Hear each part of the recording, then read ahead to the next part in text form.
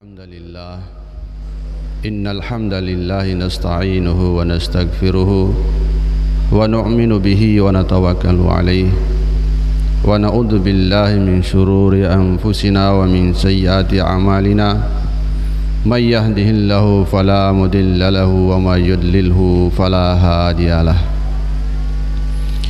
Ashhadu an la ilaha illallah wa ashhadu anna Muhammadan abduhu wa rasuluh. Allahumma salli wa sallim ala sayyidina Muhammad wa ala alihi wa sahbihi ajmain tasliman katsiran katsira. Faqad qala ta'ala fi kitabil karim, ya ayyuhalladzina amanu ittaqullaha wa qulu qawlan sadida yuslih lakum a'malakum wa yaghfir lakum junubakum wa may yuti'illaha wa rasulahu faqad faza fawzan 'azima. Qala Nabi sallallahu alaihi wasallam, idza azzamat ummati dunya nuziyat minha haibatul islam wa idza talaqatil amra bil ma'ruf wa nahyi 'anil munkar hurimat barakatul wahyi wa idza tasabbat ummati saqatat min ainillah. Alhamdulillah, hadirin yang dimuliakan Allah Subhanahu wa taala. Puji syukur kehadirat Allah Subhanahu wa taala yang mana hingga hari ini Allah Subhanahu wa taala masih cinta terhadap diri kita, mulia. Bukti tanda cintanya Allah Subhanahu wa taala terhadap diri kita apa, mulia? Yang mana pada detik ini Allah Subhanahu wa taala letakkan diri kita ini di tempat yang paling dicintai oleh Allah. Baginda Nabi sabdakan, tempat yang paling dicintai oleh Allah di muka bumi ini adalah masjid-masjid. Dan alhamdulillah hari ini kita berada di masjid. Hadirin yang dimuliakan Allah Subhanahu wa taala. Sudah menjadi fitrah yang namanya manusia, baik dia orang kaya maupun orang miskin, laki-laki maupun wanita, orang kota maupun orang desa, orang Islam maupun bukan orang Islam, menginginkan yang namanya kebahagiaan. Semua manusia ingin bahagia. Tidak ada manusia di dunia ini ingin sengsara, meskipun hidupnya melarat, tetap dia kepingin bahagia. Namun hadirin mulia, banyak orang punya macam-macam pandangan. Ada yang punya pandangan kalau punya harta yang banyak akan bahagia. Oh, belum tentu hadirin mulia. Ada orang punya pandangan kalau punya jabatan yang tinggi, maka saya akan bahagia, akan sukses. Belum tentu hadirin mulia. Ada orang yang punya pandangan kalau punya istri cantik, saya ini mesti bahagia. Belum tentu orang punya istri cantik itu kalau bahagia, Pak. Kenapa hadirin mulia? Karena janji Allah kebahagiaan itu bukan pada kebendaan-kebendaan. Janji Allah kebahagiaan itu bukan pada makhluk, hadirin mulia. Janji Allah kebahagiaan itu hanya pada mentaati Allah Subhanahu wa taala. Bukan kita ini tidak boleh punya harta banyak, bukan. Agama tidak melarang, kita ini punya banyak harta. Contohnya ada nabi yang kaya raya, yaitu Nabi Sulaiman alaihissalam. Tapi kekayaan beliau, kerajaan beliau ini tidak menghalangi beliau daripada mentaati perintah Allah.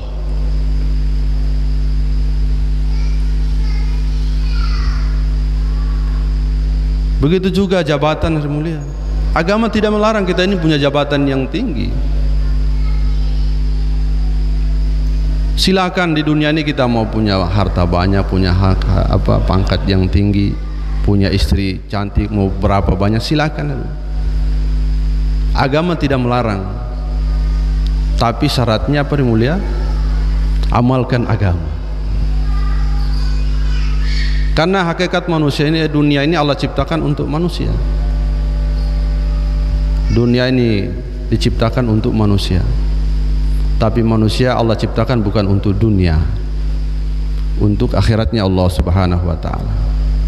Jadi terserah di dunia ini kita mau bikin apa, monggo.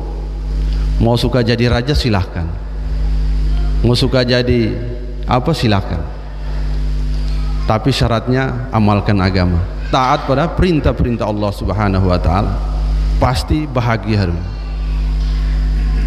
Orang kaya kalau tidak amalkan agama, dia tidak akan bahagia hari ini.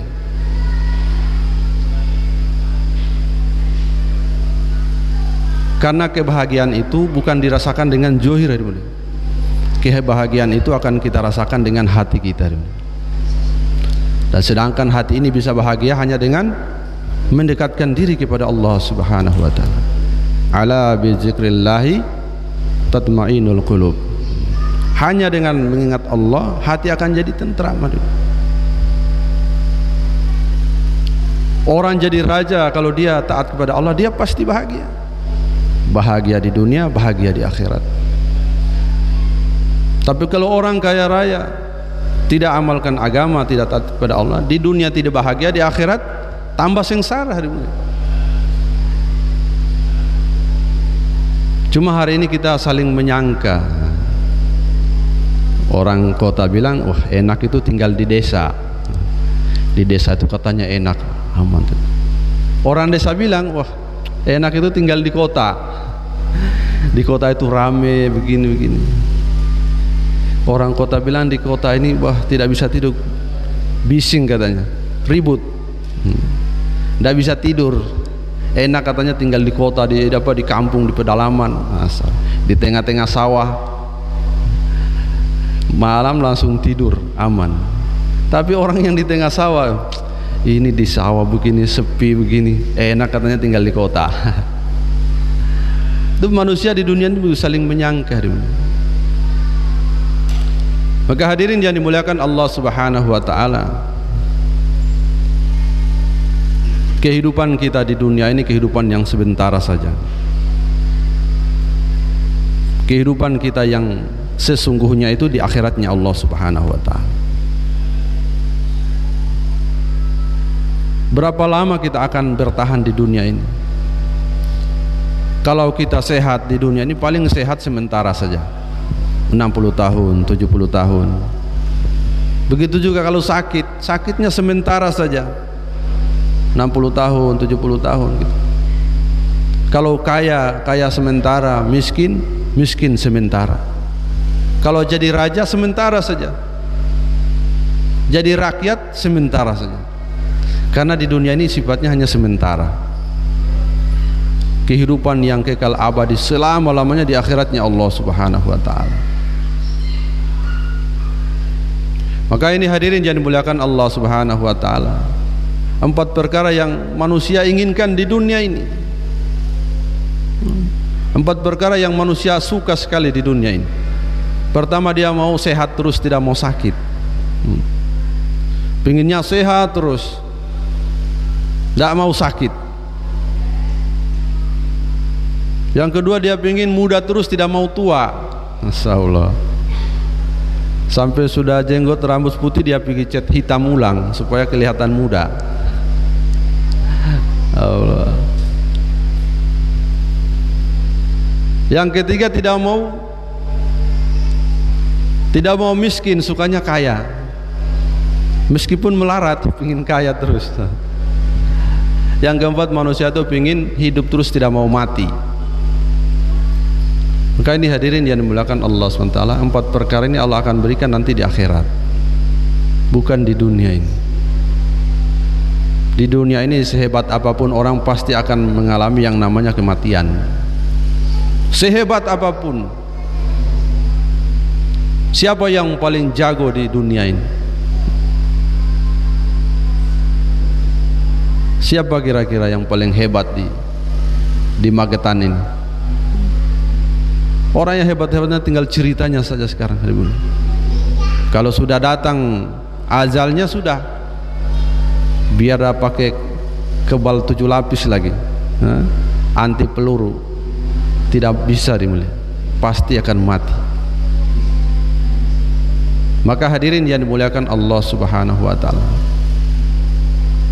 100 tahun yang akan datang kita semua ini pasti sudah tidak ada di dunia ini. Hari ini kita jalan-jalan di atas tanah, nanti besok sudah di bawah tanah.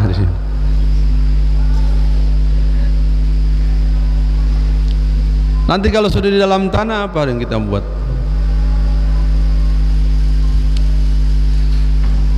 Maka tergantung kita punya amal perbuatan kita ketika kita hidup. Baginda Nabi sabdakan, barang siapa yang menjaga sholat fardu 5 waktu, Allah beri 5 jaminan. Pertama, Allah akan berikan keberkahan rizki. Rizki barokah itu bagaimana mulia?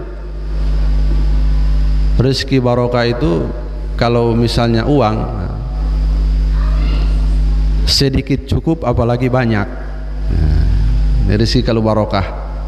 Tapi kalau tidak barokah, banyak saja tidak cukup, apalagi sedikit.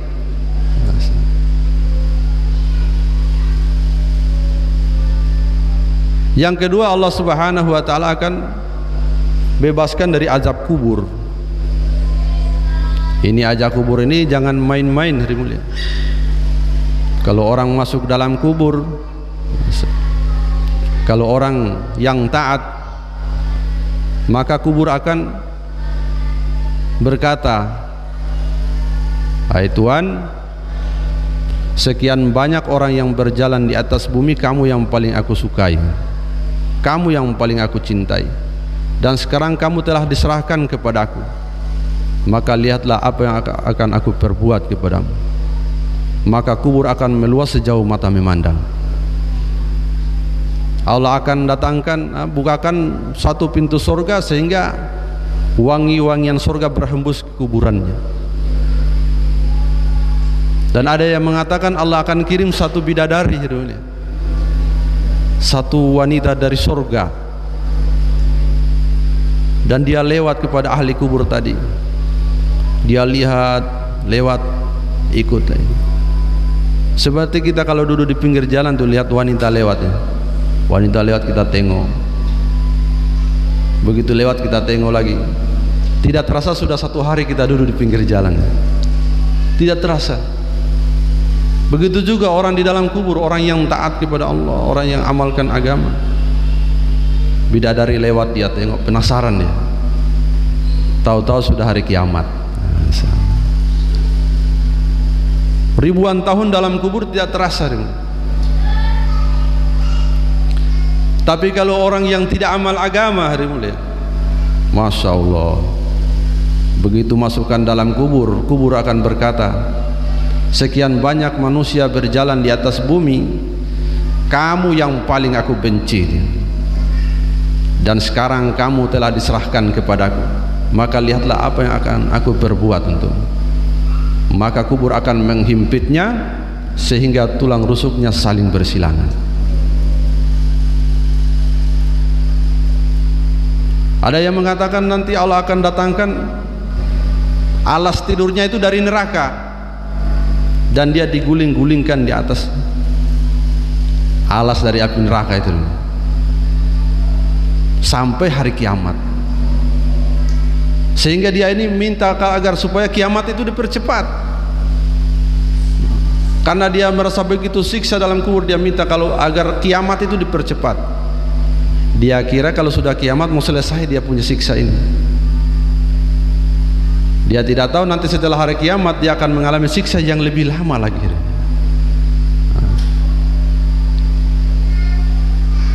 Yang ketiga, mulia, Allah Subhanahu wa taala akan berikan buku catatan amal melalui tangan kanan. Yang keempat, melewati sirat secepat kilat. Yang kelima, masuk surga tanpa hisab. Maka ini hadirin yang dimuliakan Allah Subhanahu wa taala, salat ini perintah yang paling utama, hari mulia. Hari ini banyak orang Islam menganggap remeh dengan sholat ini.